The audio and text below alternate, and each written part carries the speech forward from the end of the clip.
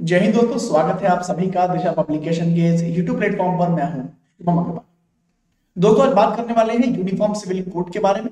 Uniform civil code पर अभी दोस्तों न्यूज हाल ही में आई थी। कुछ वजहों से यूनिफॉर्म सिविल कोड न्यूज में रहा था। इसके लिए कुछ पिटीशंस सुप्रीम कोर्ट में दाखिल की गई थी और कुछ गवर्नमेंट ने, कुछ सरकारों ने भी दोस्तों इसके लिए बयान जारी किए हैं। तो आइए जानते हैं कि क्या है इसके पीछे का विवाद और क्या है यूनिफॉर्म सिविल कोड। चलिए दोस्तों, तो जुड़े रहिए हमारे साथ इस वीडियो में, एंड तक जानेंगे दोस्तों इसके बारे में। सबसे पहले जान लेते हैं कि क्यों ये न्यूज में है। तो आपको बता दें कि अभी दोस्तों ministry of law and justice ने सुप्रीम कोर्ट से कहा है, क्या कहा है? उन्होंने कहा है कि the court can not direct the parliament to frame any law and it's dismissal of PILs.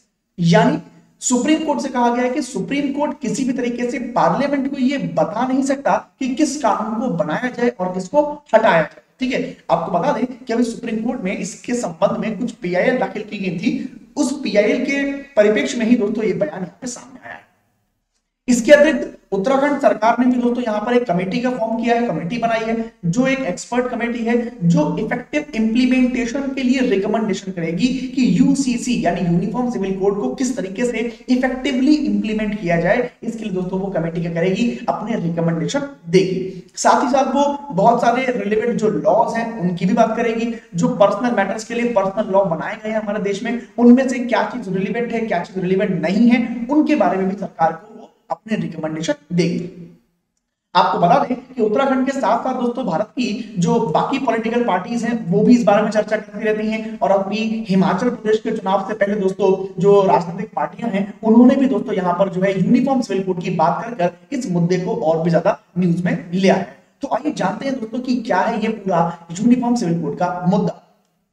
दोस्तों उससे पहले मैं आपको बता दूं कि पीआईएल जो सुप्रीम कोर्ट में दाखिल हुई है वो क्या है। उन पीआईएल के अंतर्गत ये कहा गया है कि जो भी पर्सनल लॉज हैं जो विभिन्न विभिन्न चीजों पर अपनी बातें रखते हैं, जैसे मैरिज और डिवोर्स पर बहुत सारे पर्सनल लॉ हैं, मेंटेनेंस और एलुमनी पर बहुत सारे पर्सनल लॉ हैं, तो उनके लिए कहा गया है कि उन सब में यूनिफॉर्मिटी हो, यानी उन सब में एक समानता हो।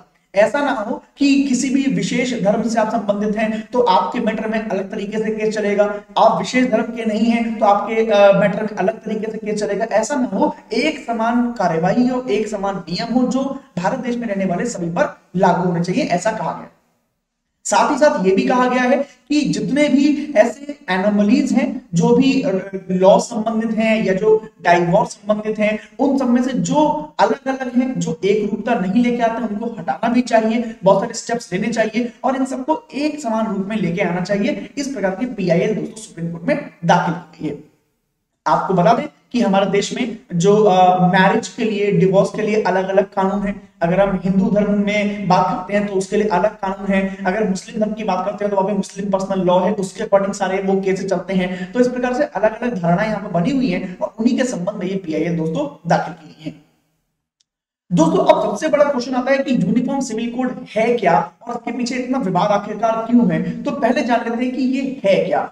दोस्तों यूनिफॉर्म सिविल कोड जैसा कि नाम से क्लियर है, एक ऐसा कानून प्रोवाइड कराता है जो पूरी कंट्री के लिए एक समान रहे, चाहे आप किसी भी धर्म के हो, किसी भी वर्ग के हो, किसी भी जाति के हो। अगर आप भारत के नागरिक हैं तो आप पर उस कानून का मतलब यह है कि सारे कानून एक समान तरीके से होंगे। ऐसा नहीं है कि अगर डाइवोर्स का मसला है तो डाइवोर्स का मसला हिंदुओं के लिए अलग तरीके से चलेगा, मुस्लिमों के लिए अलग तरीके से चलेगा, ऐसा नहीं होगा। अगर डाइवोर्स केस है तो वो एक ही नियम, एक ही कायदे पर चलेगा, ये कहता है यूनिफॉर्म सिविल कोड।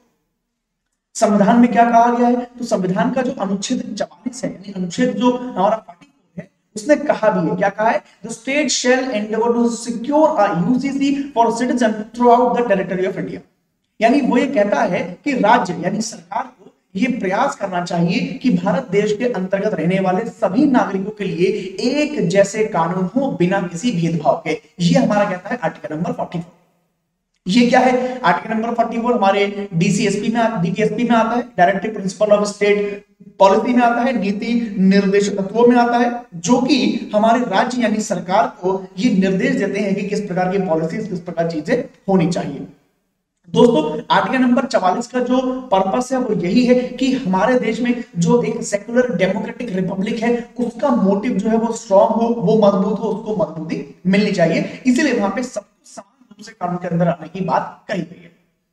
हालांकि इसके साथ साथ हमारे देश में आर्टिकल नंबर 37 भी है जो यूनिफॉर्म सिविल कोड के विजन को बताता है ना। वो ये कहता है कि भाई सभी इंडियन जो हैं, सभी जो भारत में रहने वाले लोग हैं, उन सबके लिए एक कानून होना जरूर चाहिए, लेकिन ये कोई आपका मौलिक अधिकार नहीं है, ये कोई गारंटी नहीं है कि आप इसको अदालत में जाकर जो है वो इसको मांग सको कि भाई नहीं नहीं मुझे तो चाहिए ही चाहिए। मतलब ठीक है, सरकार को हमने कहा है कि भाई सरकार ऐसा प्रयास करेगी कि सबके लिए एक जैसा कानून बने, समान नागरिक संहिता बने, लेकिन ये समान नागरिक संहिता आपका कोई मौलिक अधिकार नहीं है, आपका फंडामेंटल राइट नहीं है, आपकी कॉन्स्टिट्यूशनल गारंटी नहीं है, संवैधानिक गारंटी नहीं है कि आप उसके लिए अदालत में पहुंच जाएं और कहें कि भाई मुझे तो ये चाहिए ही चाहिए। ऐसा नहीं हो सकता, ठीक है। ये आर्टिकल नंबर 37 में कहा गया है। ये आपको थोड़ी बात ध्यान में रखनी पड़ेगी, टेक्निकल टर्म में हमारे एग्जाम में यहां से बन सकती है।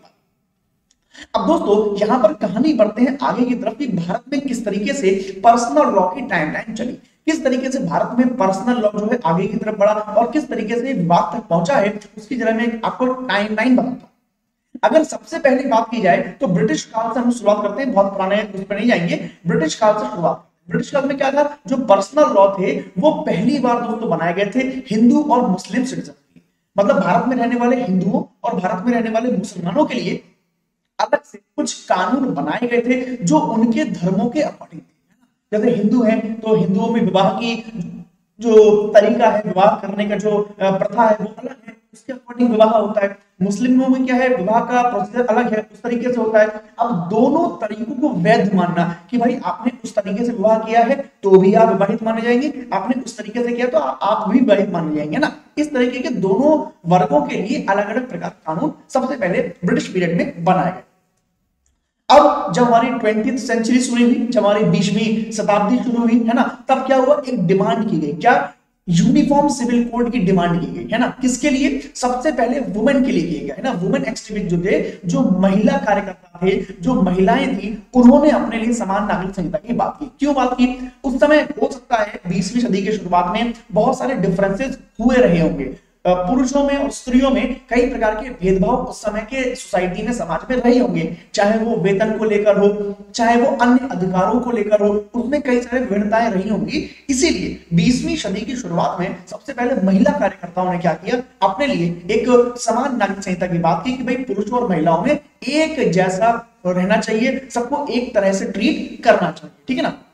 ऑब्जेक्टिव वही था कि जो महिलाओं के अधिकार हैं वो मिले, इक्वालिटी रहे, समानता रहे, सेक्युलरिज्म रहे, यानी धर्मनिरपेक्षता रहे एक तरह की, है ना। तो इस प्रकार के यहाँ पे उद्देश्य थे 20वीं शताब्दी के शुरुआत में। इसके बाद फिर 1940 में जो यूनिफॉर्म सिविल कोड का आइडिया था वो सबसे पहली बार दोस्तों चर्चा में आया। कैसे आया था, नेशनल प्लानिंग कमीशन के द्वारा, जो उस समय कांग्रेस पार्टी के द्वारा अपॉइंट किया गया था नेशनल प्लानिंग कमीशन। उसने क्या किया, सबसे पहले आइडिया दिया।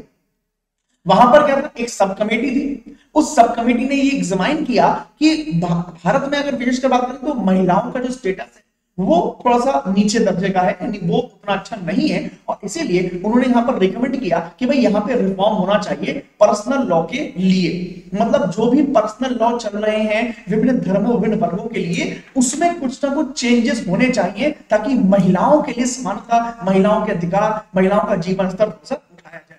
यानी यहां भी ये बात नहीं आ रही है कि भाई अलग से कोई कानून लेके आना है, यहां पर भी यही बात थी कि जो पर्सनल लॉ के कानून हैं, जो अपने अपने धर्मों के लिए विभिन्न धर्मों ने बना रखे हैं, उन कानूनों में कुछ परिवर्तन आना चाहिए ताकि जेंडर इक्वलिटी रहे, कहीं भी महिलाओं के साथ भेदभाव ना हो। आपने धर्म के आधार पर अपने अपने नियम तो बना लिए, अब कहीं ऐसा तो नहीं है कि आपके धर्म के नियमों में महिलाओं के साथ कुछ भेदभाव हो रहा हो या कुछ वहां पे असमानता हो। उसको बदलने के लिए यहाँ पे रिकमेंडेशन किया गया नेशनल प्लानिंग कमीशन के द्वारा, जो कांग्रेस ने अपॉइंट किया था 1940 में। फिर देश आजाद हुआ 1947 में, और यहां पर यूसीसी यानी यूनिफॉर्म सिविल कोड का मुद्दा चला और उसको एक फंडामेंटल राइट यानी मौलिक अधिकार बनाने की बात भी की गई। लेकिन यहां पर क्या हुआ, देखिए यहां पर यह हुआ कि इंडिया में जो फंडामेंटल राइट थे उसको बनाने का सबसे पहले जो बात की थी वो मीनो मसानी, हंसा मेहता, अमृत कौर और डॉक्टर बी.आर. अंबेडकर यानी भीमराव रामजी अंबेडकर, इन लोगों ने क्या कहा, सबसे पहले कहा था कि भाई यूनिफॉर्म सिविल कोड जो है यानी समान नागरिक संहिता जो है वो भारत के फंडामेंटल राइट्स में शामिल होनी चाहिए। UCC was sought to be enriched in the Constitution of India as a fundamental right। यानी इन चारों लोगों ने, डॉक्टर भीमराव अंबेडकर जी जो हमारे संविधान के निर्माता रहे हैं, उन्होंने, हंसा मेहता, अमृत कौर और मीनो मसानी, इन चारों लोगों ने इस बात पे पुष्टि की कि भाई हाँ सही बात है, जो यूनिफॉर्म सिविल कोड है वो भारत जैसे देश में फंडामेंटल राइट है, मौलिक अधिकार के रूप में जरूर नागरिकों को मिलना चाहिए। इसके बाद बात करते हैं 47 के बाद क्या हुआ, तो 1947 के बाद 1948 में कॉन्स्टिट्यूशन असेंबली में इसके लिए डिबेट हुआ, इसके लिए विचार विमर्श हुआ कि भाई ऐसा करना चाहिए या नहीं करना चाहिए। अब यहां पर आर्टिकल 44 जो एक कहता है कि भाई directive principle of state policy में है, उन्होंने कहा था कि भाई implementation of uniform civil code which is duty of the state under the part 4, यानी इस 1948 की डिबेट में यह साफ तौर पर कहा गया कि भाई यूनिफॉर्म सिविल कोड को लागू करना राज्य की जिम्मेदारी है, ऐसा आर्टिकल नंबर 44 में संविधान में लिखा जाना चाहिए, लिखा हुआ है, ठीक है ना, उसमें उसको लिखा गया और वहां पर उसकी बात यहां पे की गई। फिर 1950 में जब हमारा संविधान लागू हुआ तब दोस्तों रिफॉर्मिस्ट बिल जो है वो पास हुआ। क्या कहा था इसमें, which gave the Hindu women the right to divorce and inherit property, यानी सबसे पहले 1950 में जब ये नियम कायदा आया तो हिंदू जो वुमेन थी, जो हिंदू महिला थी, उसको एक अधिकार दिया गया कि भाई अगर उसका डिवोर्स होता है, अगर वो तलाक लेती है अपने पति से, तो उसको पूरी तरीके से संपत्ति में अधिकार दिया जाएगा और उसको तलाक लेने का अधिकार भी दिया गया। ये चीज यहां पे सबसे पहले यहाँ पे एक सुधार यहाँ पे किया गया ताकि जो महिलाएं प्रताड़ित थी, जो महिलाओं के साथ भेदभाव हुआ करता था उनके परिवारों के द्वारा, पति के द्वारा, बाकी लोगों के द्वारा, उनको यहाँ पर एक अधिकार दिया गया, लेकिन ये सिर्फ हिंदू धर्म तक सीमित रखा गया। अब इसके आगे क्या हुआ, इसके आगे देखिए क्या हुआ, यहाँ पे जो चाइल्ड मैरिज थी, जो बाल विवाह था, उसको यहाँ पे जो है बिल्कुल खत्म कर दिया गया, बाल विवाह नहीं हो सकता, ठीक है ना। इसके साथ साथ दोस्तों बहुत सारे रिफॉर्म जो है वो डॉक्टर राजेंद्र प्रसाद ने इन सारे रिफॉर्म का दोस्तों यहाँ पे जो है वो विरोध किया। डॉक्टर राजेंद्र प्रसाद ने कहा कि नहीं, ये सारे रिफॉर्म जो आप कर रहे हो ये नहीं होने चाहिए, उन्होंने इसका विरोध किया। हालांकि विरोध किन आधारों पर किया उसके लिए अलग से हम लोग डिबेट कर सकते हैं, अलग से वीडियो कर सकते हैं, उसके भी एक पूरा पैटर्न है। लेकिन भाई राजेंद्र प्रसाद जी कोई आम इंसान नहीं थे, भारत के प्रथम राष्ट्रपति रहे हैं वो, तो उन्होंने भी कुछ आधारों पर, कुछ कारणों से ही इनका विरोध किया होगा। अब वो क्या कारण रहे होंगे वो आगे हम लोग बात कर सकते हैं किसी और वीडियो में। फिलहाल आपको यहाँ पे समझना होगा कि डॉक्टर राजेंद्र प्रसाद जो थे वो उसके विरोध में थे। 1951 में क्या हुआ, डॉक्टर अंबेडकर ने दोस्तों यहाँ पे रिजाइन दिया, इस्तीफा। क्यों दिया, फ्रॉम द कैबिनेट, अपनी कैबिनेट से उन्होंने इस्तीफा दिया when his draft of the Hindu code bill was stalled by the parliament। जब उनका जो हिंदू कोड बिल था उसको दोस्तों यहाँ पे गड़बड़ हुई, उसको स्टॉल कर दिया गया पार्लियामेंट के द्वारा, तब उन्होंने इस बात पर शुद्ध होकर जो है कैबिनेट से इस्तीफा दे दिया। तो ये कुछ यहाँ पे टाइमलाइन दोस्तों रही है। अब 51 के बाद क्या हुआ, 51 के बाद एक बहुत फेमस केस हुआ था, शाहबानो का केस। अब दोस्तों यहाँ पर थोड़ी सी बात कंट्रोवर्शियल हो जाती है, बट हम लोग कंट्रोवर्शियल उसको नहीं करेंगे, हम लोग केवल पढ़ने के आधार पर इसको पढ़ रहे हैं, इसको कंट्रोवर्सी क्रिएट करने के लिए नहीं पढ़ रहे हैं। हालांकि ये केस बहुत कंट्रोवर्शियल, बहुत पॉलिटिसाइज हो गया था। क्यों हुआ था उसको संक्षेप में मैं आपको बता। 1985 में हुआ क्या था, शाहबानो नाम की महिला जो आपको दिख रही होगी, इन्होंने डिवोर्स केस फाइल किया, इन्होंने डिवोर्स लिया अपने पति से, अपने शौहर से, ठीक है। तो वहां मुस्लिम धर्म में क्या था, किसी भी प्रकार का जो संपत्ति में गुजारे भत्ते का था वो नहीं है। वहां पे क्या होता है, एक सिंपल, मुझे भी मैं भी आपको बहुत संक्षेप में बता रहा हूं, इसके हो सकता है और भी कई मायने हो। तो वहां पे क्या होती है, एक रकम होती है, मेहर की रकम होती है, जिसको निकाह से पहले डिसाइड कर लिया जाता है। लेकिन यहां शाहबानो केस में क्या हुआ, शाहबानो केस में ये हुआ कि इनको कोर्ट ने ये परमिशन दिया, इनको कोर्ट ने ये अधिकार दिया कि अगर मृत्यु से पहले इनका वो जो पीरियड है गुजारे भत्ते का वो खत्म भी हो जाता है, तब भी इनको गुजारा भत्ता जो है मिलेगा मृत्यु तक, यानी मृत्यु तक इनको गुजारे भत्ते का अधिकार यहाँ पे जो है वो दिया गया। तो ये बहुत ही कंट्रोवर्शियल हो गया था, क्योंकि जो मुस्लिम पर्सनल लॉ बोर्ड है उसके अकॉर्डिंग ऐसा नहीं होना चाहिए था। लेकिन ये केस जब सुप्रीम कोर्ट में आया तो यहाँ पे इस महिला को ये अधिकार यहाँ पे दिया गया, ये अधिकार इनको यहाँ पे दिया गया। तो ये थोड़ी सी बात यहाँ पे कंट्रोवर्शियल रही है, ऐसा केस भी यहाँ पर देखने को मिला। अब इसके बाद क्या हुआ, 1985 का ये केस के बाद दोस्तों 1995 में एक और केस आया सरला मुदगल का, यूनियन ऑफ इंडिया के लिए। अब यहाँ पे क्या हुआ, यहाँ पे जो केस में थे वो कौन थे, कुलदीप सिंह थे। कुलदीप सिंह ने दोस्तों एक केस लिया और यहाँ पे क्या हुआ, पार्लियामेंट को एक फ्रेम करना पड़ा, to frame a uniform civil code which would help the cause of the national integration by removing the contradiction based on the ideologies. यानी आइडियोलॉजी जो हमारी विचारधारा, जो हमारी परंपराओं में है, उनके कॉन्ट्राडिक्शन को यहाँ पे जो है रिमूव करना था। इस बात पे केस यहाँ पे शुरुआत हुई। responsibility entrusted on the state under the Article 44 of the Constitution, whereby a uniform civil code must be secured, has been urged by the Supreme Court repeatedly as a matter of urgency. यहां पर साफ साफ तौर पर supreme Court ने कहा कि uniform civil code एक अर्जेंसी है, जरूरी है, इसको लागू तुरंत राज्य सरकारों द्वारा किया जाना चाहिए। आर्टिकल नंबर 44 भी कहता है कि इसकी गंभीरता को आप समझिए और सभी के लिए एक समान जो कानून है उसको लागू कीजिए। इसके बाद क्या हुआ? इसके बाद फिर दोस्तों कई सारी घटनाएं हमारे सामने आती हैं। अगर हम देखें तो सन 2000 में क्या हुआ, सुप्रीम कोर्ट ने कि जो उन्होंने यूसीसी की बात की, सुप्रीम कोर्ट में जो लिली थॉमस का केस था यूनियन ऑफ इंडिया के विरुद्ध, उसमें उन्होंने कहा कि सुप्रीम कोर्ट ने कहा कि it could not direct the centre to introduce a UCC. Supreme Court ने क्या कहा? It could not direct the centre to introduce the UCC. ये सीधा उन्होंने अपना वर्डिक्ट यहां पर दिया। 2015 में दोस्तों फिर क्या हुआ, डिबेट दोबारा हुई। इस डिबेट में एपेक्स कोर्ट ने रिफ्यूज कर दिया direct the government take a decision on having UCC. यानी सुप्रीम कोर्ट ने साफ मना कर दिया कि भाई हम सरकार को ये निर्देश नहीं देंगे कि वो कौन से कानून बनाए, कौन से कानून ना बनाए। स्पेशली यूसीसी की अगर बात करें तो उन्होंने मना कर दिया कि भाई हम केंद्र सरकार को ये नहीं कह सकते कि वो यूसीसी बनाए या ना बनाए। 2016 में फिर ट्रिपल तलाक का डिबेट हुआ। हमने देखा पूरे देश भर में इसके लिए आंदोलन हुए, पूरे देश भर में इसके लिए एक मिलीजुली प्रतिक्रिया सामने आई। बहुत सारे लोग ने इसका विरोध किया, बहुत सारे लोगों ने समर्थन किया।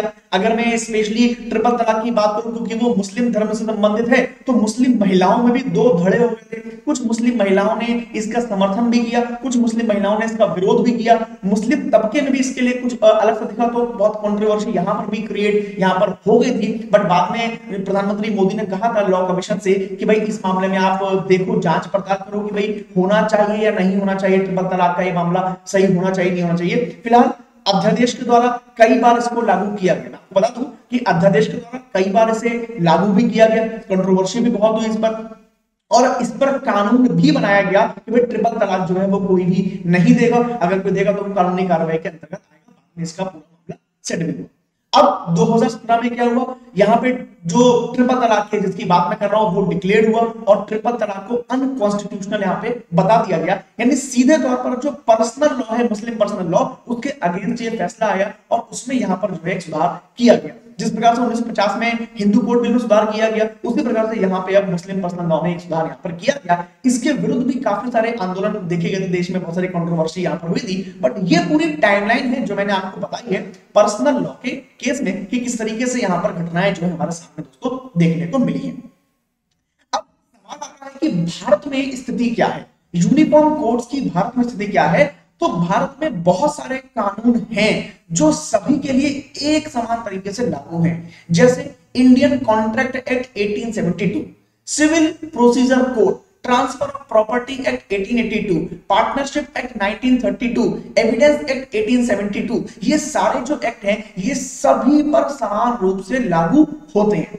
लेकिन यहां पर भी पेच है। क्या पेच है? बहुत सारे राज्यों ने इसमें बहुत सारे संशोधन किए हुए हैं, बहुत सारे राज्यों ने इसमें बहुत सारी चीजें जोड़ी और घटाई गई हैं, इसीलिए इसमें भी भेदभाव कहीं ना कहीं मिलता है। हो सकता है कि इंडियन कॉन्ट्रैक्ट एक्ट 1872 किसी राज्य में किसी और तरीके से लागू होता हो और किसी राज्य में किसी और तरीके से लागू होता हो, ऐसा यहाँ पे देखने को मिलता है। बट यहाँ पे हम कह सकते हैं कि भाई यहाँ पे जो है वो लगभग ये लॉ जो है वो यहाँ पर सभी राज्यों में एक समान रूप से है। लेकिन अगर मैं आपको बताऊं तो एक राज्य ऐसा है जिसका नाम है गोवा। गोवा केवल अकेला राज्य ऐसा है जहां पर यूसीसी जो है वो लागू है, यूनिफॉर्म सिविल कोड दोस्तों इंडिया में लागू है। तो ये थोड़ी सी बात आपको यहाँ पे ध्यान रखनी पड़ेगी, इस तरह का इंडिया में इस समय स्टेटस है। अब मुख्य मुद्दे पे आते हैं कि भाई यूनिफॉर्म सिविल कोड के पक्ष में क्या क्या बातें हैं, अगर ये लागू होंगे तो अच्छाई क्या क्या है इसमें, और यूनिफॉर्म सिविल कोड का विरोध क्यों हो रहा है, उन पर एक बार जरा चर्चा कर लेते हैं इस लेक्चर में। तो सबसे पहले आर्गुमेंट फॉर यूसीसी, यानी जो यूनिफॉर्म सिविल कोड है उसके पक्ष में बातें क्यों हो रही हैं, उसको लागू करने की बात कर रहे हैं। तो uniformity and reduce the, simple सीधी सी बात कि यूनिफॉर्म सिविल कोड होगा तो वो क्या लाएगा, एक समानता लाएगा, एक रूपता लाएगा। हम सभी जानते हैं कि विभिन्न धर्मों में अलग अलग प्रथाएं हैं, अलग अलग प्रचलन है, अलग अलग परंपराएं। उन परंपराओं में बहुत सारी परंपराएं ऐसी हैं जो उन धर्मों के लोगों को विशेष प्रावधान भी देते हैं, विशेष अधिकार भी देते हैं, और उनमें कई परंपराएं ऐसी हैं जो आज के समाज के हिसाब से उन लोगों को वहां पे अधिकार नहीं भी देती, ऐसे भी है। तो यूनिफॉर्म सिविल कोड से सबसे पहली बात तो ये होगी भाई एक रूपता आ जाएगी, सब में एक रूपता आ जाएगी, कोई भी आगे पीछे नहीं होगा, किसी का भी जो है वो नुकसान फायदा नहीं होगा, सब एक जैसे हो जाएंगे। और दूसरा जो भी डिस्कॉर्ड है उनको रिड्यूस यहाँ पर किया जाएगा। ये एक यहाँ पे पक्ष आता है, ये यहाँ पे सीधी बात देखने को मिलती है। दूसरी बात क्या देखने को मिलती है, सेकुलरिज्म एंड वुमेन राइट्स। दोस्तों क्योंकि पुरुष प्रधान हमारा समाज है, आपने देखा होगा सत्तात्मक यहाँ पे सत्ता जो है वो रहती है, ये सिंपल सी बात है, इसमें कोई दो राय नहीं है ना। हालांकि इसके बहुत सारे विवाद बहुत सारे वो देखने को मिलते हैं, लेकिन महिलाओं के अधिकारों के रूप में देखें तो कहीं ना कहीं आज के समाज में महिलाओं को अधिकार दिए तो जाते हैं लेकिन पूर्णतः नहीं मिलते। कई वर्ग, कई क्षेत्र, कई राज्य ऐसे हैं जहां पर महिलाओं को आज भी उनके अधिकार नहीं दिए जा रहे हैं। उनकी वजह बहुत सारी हो सकती है, ठीक है।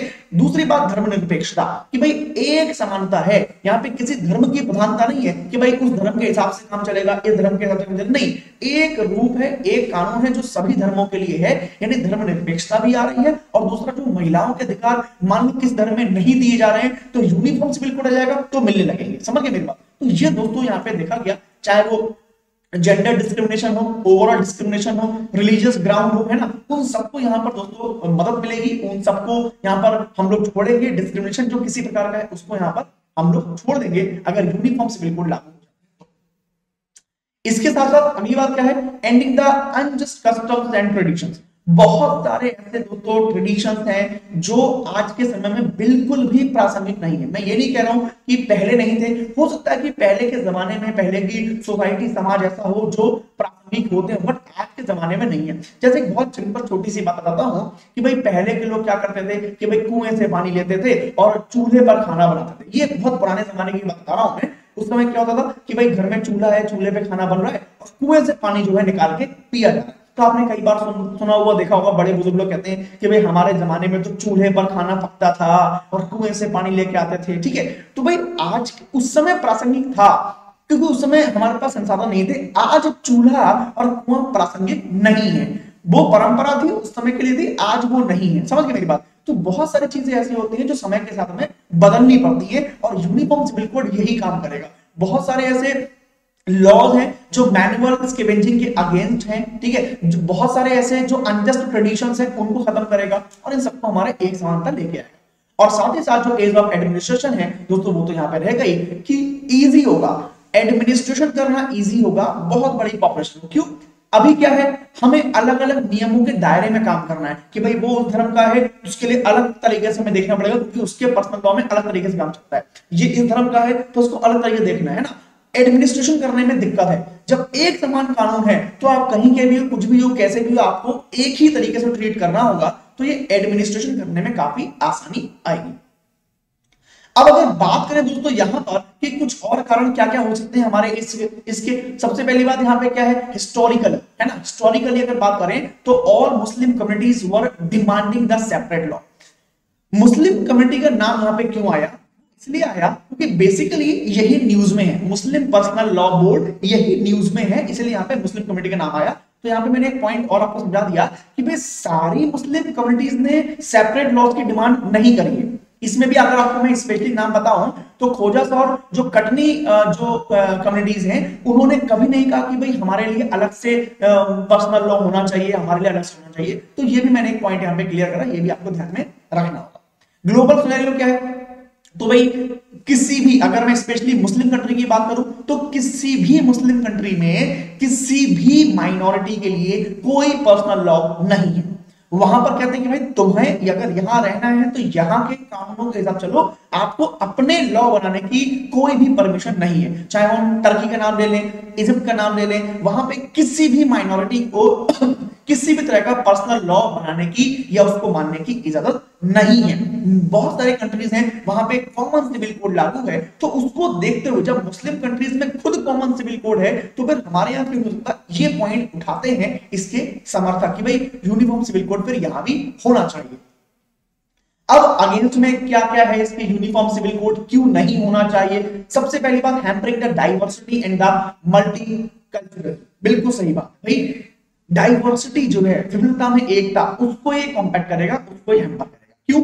भाई अभी हम लोग अपना कल्चर निभाते हैं, तुम अपना निभाते हो, तुम अपना निभाते हो। जब यूनिफॉर्म सिविल कोड होगा तो हमें बहुत सारे रिचुअल्स, बहुत सारी परंपराएं, बहुत सारे ट्रेडिशन ऐसे हैं जो छोड़ने पड़ सकते हैं।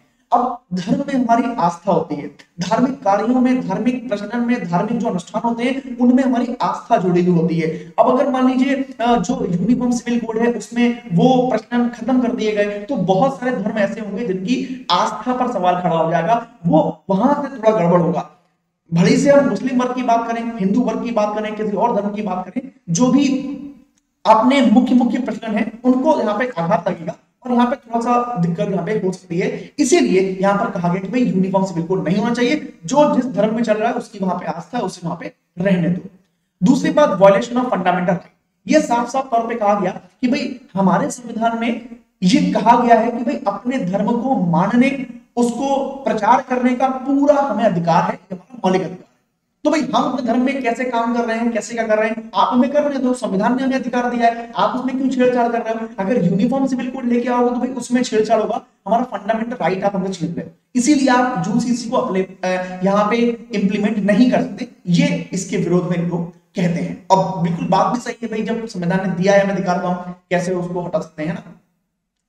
तीसरा क्या कहते हैं, लीड टू कम्युनल अनरेस्ट। ये दोस्तों एक बहुत ही सांप्रदायिक बात तो नहीं कहूंगा लेकिन बहुत संवेदनशील इशू है। ये हो सकता है ना, यहाँ पे हो सकता है कि बहुत सारे कम्युनल जो डिस्प्यूट हमें देखने को मिल जाए, है ना, बहुत सारे अनरेस्ट में देखने को यहाँ पे मिल जाए अगर यूसीसी यहाँ पे होता है। कोई भी उसको अपने अगेंस्ट में ले सकता है, उसके अगेंस्ट कुछ एक्टिव एक्शन ले सकता है, ऐसा कुछ हो सकता है, तो ये भी ध्यान में रखना चाहिए। साथ ही साथ जो all India Muslim personal law board है वो ये कहता है कि जो लॉ है pertaining to marriage and inheritance were part of religious injunction for ages, यानी वो दोस्तों इंजक्शन का पार्ट बताते हैं उसको, और इसीलिए वो कहते हैं कि भाई यूसीसी जो है एप्लीकेबल यहाँ पे नहीं होना चाहिए। तो ये कुछ बातें हैं जो आपको ध्यान रखनी चाहिए यूसीसी के बारे में। फ्रीडम ऑफ रिलीजन के बीच में बात आई तो मैंने आपको बताया कि आर्टिकल नंबर 25, 26B और 29 ये 3 आर्टिकल हैं जो हमें अपने अपने धर्म को मानने की पूरी आजादी देते हैं, पूरा फंडामेंटल राइट को देते हैं, जिसमें बातें कही गई हैं। और इन्हीं को लेकर दोस्तों कहा जाता है कि भाई अगर आप यूसीसी लागू करोगे तो भाई हमारे ये फंडामेंटल राइट जो है वो हमसे छीन लोगे आप, जो कि असंवैधानिक हो जाएगा। इसके अलावा अगर बात करें क्यों नीड है इसकी, हम पूरे लेक्चर में यही बात करते आ रहे हैं। इक्वल स्टेटस के लिए नीड है, जेंडर पैरिटी जो है उसके लिए नीड है, ठीक है। साथ ही साथ जो एस्पिरेशन है ऑफ यंग पॉपुलेशन का उसके लिए बहुत ज्यादा नीड है। और साथ ही साथ नेशनल जो इंटीग्रेशन है, जो एक राष्ट्रीय एकता है, राष्ट्रीय अखंडता है, उसके लिए बहुत जरूरी है कि सभी पर एक जैसे कानून लागू हो और सभी को एक तरीके से ट्रीट यहां पर किया जाए। दोस्तों इसके साथ साथ बात करें तो भारत जैसे देश में हर्डल तो हर काम के रहते ही हैं और इस काम के लिए भी बहुत सारे हर्डल्स यहाँ पे देखने को मिलेंगे। तो सबसे पहली बात जो रिलीजियस और कल्चरल डाइवर्सिटी है इंडिया की, वो सबसे बड़ा हर्डल साबित होगा। हमने हमेशा कहा है कि विविधता में एकता, ये हमने कहा जरूर है, लेकिन ये हर्डल बहुत बड़ा साबित जरूर होगा हमारे इंप्लीमेंटेशन में। साथ ही साथ encroachment of the religious freedom, interference of the states in the personal matter और times is not right for the Indian society. ये कुछ लाइंस हैं जो आप लोग यूज कर सकते हैं अपने आंसर्स में, जो मैंने आपको हर्डल्स यहाँ पे लिख के बताए हैं। तो ये कुछ परेशानियां हैं जो भारत को देखने को मिल सकते हैं। दोस्तों मुझे आप बताइए कि ये वीडियो आपको कैसा लगा और क्या यूसीसी आपको पूरा समझ में आया है या नहीं आया है, ये मुझे कमेंट सेक्शन में बताइए। आज के इस वीडियो को इतना ही रखेंगे, मिलूंगा मैं आपसे नेक्स्ट वीडियो में नेक्स्ट किसी बढ़िया टॉपिक के साथ। तब तक के लिए आपसे विदा लूंगा और मिलूंगा अगले इस वीडियो में, ठीक है ना। चलिए तो आप सभी से विदा लेता हूं। आप सभी लोग खुश रहिए, सुरक्षित रहिए, स्वस्थ रहिए, हमेशा ऊर्जाओं से भरे रहिए और आलस्य से बिल्कुल दूर रहिए। आप सभी को नमस्कार, आप सभी को मेरा जय हिंद।